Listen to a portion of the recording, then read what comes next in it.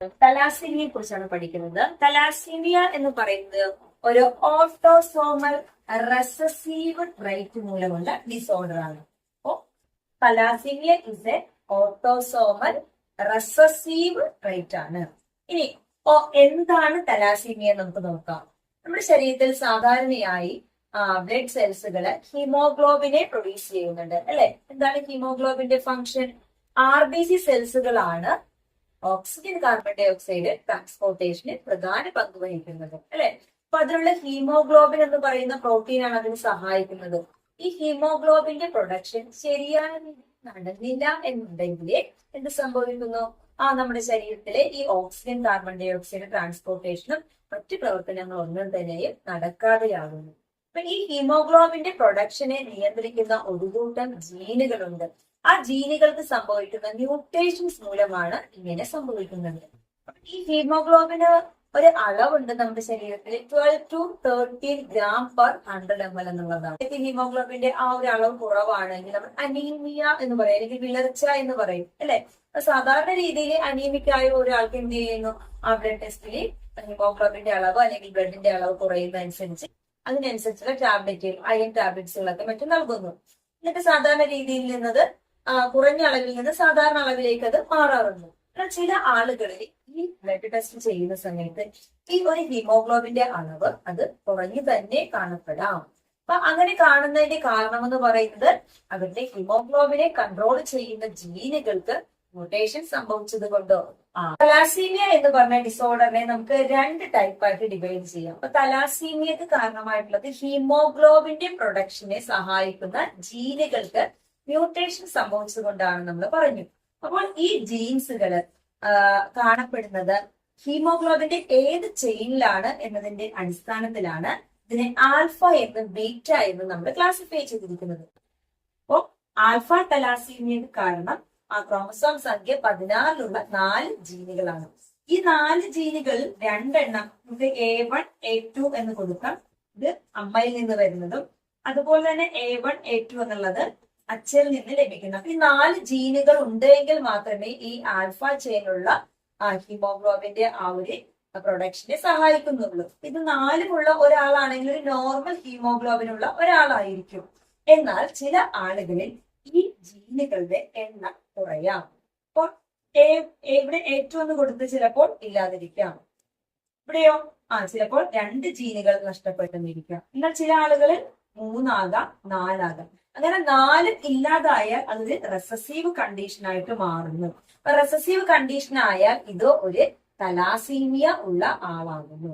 അപ്പൊ തലാസീമിയ ഇതിൽ ഏതെങ്കിലും 2 ഇല്ലാത്തതെങ്കിൽ നമുക്ക് അതിനെ ഒരു ക്യാരിയർ ആണെന്ന് വിളിക്കാം. എത്ര ജീനുകളുടെ എണ്ണമാണോ ഇതിൽ നിന്ന് നഷ്ടപ്പെടുന്നത് അതനുസരിച്ച് ആ ഒരു ക്വാണ്ടിറ്റി അനുസരിച്ചിരിക്കും ആ ഉണ്ടാകുന്ന ഹീമോഗ്ലോബിന്റെ പ്രൊഡക്ഷൻ എന്ന് പറയുന്നത്. അപ്പോ ഒരാൾക്ക് 4 ഉണ്ട് എങ്കിൽ അവിടെ ഒരു നോർമൽ ആയിട്ടുള്ള ആളായിരിക്കും. എന്നാൽ അതിൽ നിന്ന് കുറയുന്നതിന്റെ എണ്ണം അനുസരിച്ച് അയാളുടെ ആ അസുഖത്തിന്റെ തീവ്രതയും കൂടുന്നു. അപ്പൊ 4 നഷ്ടപ്പെട്ട ഒരാള് തലാസീമിക് ആയിരിക്കും. എന്നാൽ 2 ആണെങ്കിലോ അയാൾ ഒരുപക്ഷെ ഒരു ക്യാരിയർ ആയിരിക്കും. അയാളുടെ ഒരു അസുഖം കാണിക്കുന്നില്ല, പക്ഷെ അയാള് അടുത്ത ജനറേഷനിലേക്ക് അയാള് കൈമാറ്റം ചെയ്യപ്പെടാം. അതുപോലെ തന്നെ തലാസീമിയ നമുക്ക് 2 ടൈപ്പായിട്ട് ഡിവൈഡ് ചെയ്യാം, മേജർ ആൻഡ് മൈനർ എന്ന്. അപ്പൊ മേജർ എന്ന് പറയുന്നതായിരിക്കും എപ്പോഴും ആ റെസസീവ് ട്രൈറ്റ് ഉള്ളത്, ഡിസീസ് ആയിട്ടുള്ളത്. എന്നാൽ മൈനർ എന്ന് പറയുന്നത് അയാൾ എപ്പോഴും ഒരു ക്യാരിയർ ആയിരിക്കും. അപ്പൊ ക്യാരിയർ ആയിട്ടുള്ള ആളിന് 4 ജീൻസുകൾ പൂർണ്ണമായി ഉണ്ടാകില്ല, അതിൽ 2 3 ഒക്കെ ആയിരിക്കാം അല്ലെ. എന്നാൽ 4 ഇല്ലാത്ത ആളാണ് ഒരു മേജർ തലാസീമിക് ആയിട്ടുള്ളത്. അപ്പൊ 4 ജീനുകളും ആബ്സെന്റ് ആയിട്ടുള്ളതാണ് എങ്കിൽ അത് അതിന്റെ ഒരു ലൈഫ് എക്സ്പെക്ടൻസി അല്ലെങ്കിൽ ജനിക്കുന്ന സമയത്ത് തന്നെ അങ്ങനെയുള്ള ഒരു കുഞ്ഞ് മരണത്തിന് വിധേയമാകുന്നു. ഇനി അത് ജനിച്ചാലും അതിന്റെ ഒരു ലൈഫ് എക്സ്പെക്ടൻസി എന്ന് പറയുന്ന അധിക നാളും ഉണ്ടാകില്ല. ബീറ്റ തലാസീമിയ വിളിക്കുന്ന മറ്റൊരു പേരാണ് പൂലീസ് അനീമിയ എന്ന് പറയുന്നത്. പൂലീസ് അനീമിയ എന്ന് വിളിക്കാനുള്ള കാരണം തോമസ് ബെത്തൺ പൂലി എന്ന് പറയുന്ന ഒരു ഡോക്ടറാണ് ആദ്യമായിട്ട് ഈ അസുഖത്തെ കുറിച്ച് വിശദീകരണമൊക്കെ നൽകിയത്. അതുകൊണ്ടാണ് ഇതിനെ പൂലീസ് അനീമിയ എന്ന് വിളിക്കുക. തലാസീമിയക്ക് കാരണമായിട്ടുള്ളത് ക്രോമസോം സംഖ്യ 11 കാണപ്പെടുന്ന 2 ജീനുകളാണ്. അത് ഹീമോഗ്ലോബിൻ ബീറ്റ അല്ലെങ്കിൽ XBB ജീൻ എന്നാണ് നമ്മൾ വിളിക്കുന്നത്. അപ്പൊ ബീറ്റ തലാസീമിയക്ക് കാരണമായിട്ടുള്ളത് ക്രോമസോം സംഖ്യ 11 കാണപ്പെടുന്ന 2 ജീനുകളാണ്. അപ്പൊ ആ 2 ജീനുകൾ അവിടെ ഉണ്ട് എങ്കിൽ അതൊരു നോർമൽ ആയിട്ടുള്ള ആളായിരിക്കും. 2 എണ്ണവും ആബ്സെന്റ് ആണെങ്കിൽ റെസസീവ് ആകുന്നു, അയാൾ ഒരു മേജർ തലാസീമിയ ഉള്ള ആളാകുന്നു.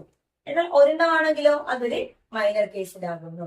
അപ്പോ ആൽഫ തലാസീമിയ ആയാലും ബീറ്റ തലാസീമിയ ആയാലും തലാസീമിയ ഉള്ള ഒരു കുഞ്ഞിന് ഹീമോഗ്ലോബിന്റെ പ്രൊഡക്ഷൻ വളരെ കുറവായിരിക്കും. അതുകൊണ്ട് തന്നെ അതിന്റെ ലൈഫ് എക്സ്പെക്ടൻസി വളരെ കുറവായിരിക്കും. അത് ഇങ്ങനെ അസുഖം തലാസീമിയ അസുഖമുള്ള ഒരു കുഞ്ഞിന് 3 ആഴ്ച കൂടുമ്പോഴേക്കും ഈ ബ്ലഡ് ട്രാൻസ്ഫ്യൂഷൻ ചെയ്തുകൊണ്ടേ ഇരിക്കണം, അല്ലെ? അല്ലെങ്കിൽ ഹീമോഗ്ലോബിന്റെ പ്രൊഡക്ഷൻ അവിടെ നടക്കുന്നില്ല. അപ്പൊ അതുകൊണ്ട് തന്നെ ഈ കുഞ്ഞിന് പലതരത്തിലുള്ള അസുഖങ്ങളൊക്കെ ഉണ്ടാകാനുള്ള സാധ്യതയും കൂടുതലാണ്. ഇങ്ങനെ ബ്ലഡ് ട്രാൻസ്ഫ്യൂഷൻ ചെയ്യുന്നത് കൊണ്ട് അയൺ കണ്ടന്റുകളും കൂടുന്നു. അപ്പൊ അതുകൊണ്ട് അത് റിമൂവ് ചെയ്യുന്നതിനുള്ള കീലേഷൻ തെറാപ്പി എന്ന് പറയുന്നതും അതിനോടൊപ്പം തന്നെ ചെയ്തുകൊണ്ടിരിക്കും. അല്ലാന്നുണ്ടെങ്കിൽ മറ്റു അവയവങ്ങളിലിപ്പോ ഇതെല്ലാം അടിഞ്ഞുകൂടി ശാരീരിക പ്രശ്നങ്ങൾ ഉണ്ടാകുന്നു. അപ്പൊ ഇങ്ങനെയുള്ളൊരു കുഞ്ഞെന്ന് പറയുന്നത് അധിക നാൾ ജീവിച്ചിരിക്കാനുള്ള സാധ്യതയില്ല. അല്ലാന്നുണ്ടെങ്കിൽ ബോൺ മാരോ ട്രാൻസ്പ്ലാന്റേഷൻ ചെയ്യണം. അപ്പൊ ബോൺ മാരോ ട്രാൻസ്പ്ലാന്റേഷൻ ആണെങ്കിലും ആ സ്റ്റെം സെൽസുകളെ നീക്കം ചെയ്തുകൊണ്ടിട്ട് വേണം ചെയ്യേണ്ടത്. അപ്പൊ അതും ഒരു ഏർലി സ്റ്റേജിൽ മാത്രമേ നമുക്ക് അതിനും സാധ്യതയുള്ളൂ. വളരെയധികം ചെലവേറിയ ട്രീറ്റ്മെന്റുകളാണ്. ടെസ്റ്റുകൾ ചെയ്യുന്ന സമയത്ത് അനീമിക് ആണെന്ന് മനസ്സിലാകുന്ന സമയത്ത് മരുന്നുകളൊക്കെ കഴിച്ചത് നോർമലാക്കി മാറ്റാറുണ്ട്. എന്നാൽ സിവിയർ അനീമിക് പോകുന്ന കണ്ടീഷനിൽ എപ്പോഴും ശ്രദ്ധിക്കുക അത് തലാസീമിക് ആണോ എന്നുള്ളത്. അവരൊരു ക്യാരിയർ ആയിരിക്കാം ചിലപ്പോൾ. അത്തരത്തിലുള്ള ക്യാരിയർ ആയിട്ടുള്ള പാരന്റ്സുകൾ ഉണ്ട് എങ്കിൽ അവർക്ക് ഉണ്ടാകുന്ന കുഞ്ഞ് ചിലപ്പോൾ ഒരു മേജർ തലാസീമിക് ഉള്ളതായിട്ട് മാറാം. അപ്പൊ നേരത്തെ തന്നെ നമുക്ക് ഇങ്ങനെയുള്ള ബ്ലഡ് ടെസ്റ്റിലൂടെ അനീമിക്ക് കാരണം എന്താണെന്ന് കണ്ടെത്തുകയാണ് എങ്കിൽ തീർച്ചയായിട്ടും അത്തരത്തിലുള്ള ഒരു ഡിസോർഡർ ഉള്ള ഒരു കുഞ്ഞിന്റെ ജനനം ചിലപ്പോൾ ഒഴിവാക്കാൻ സാധിക്കും.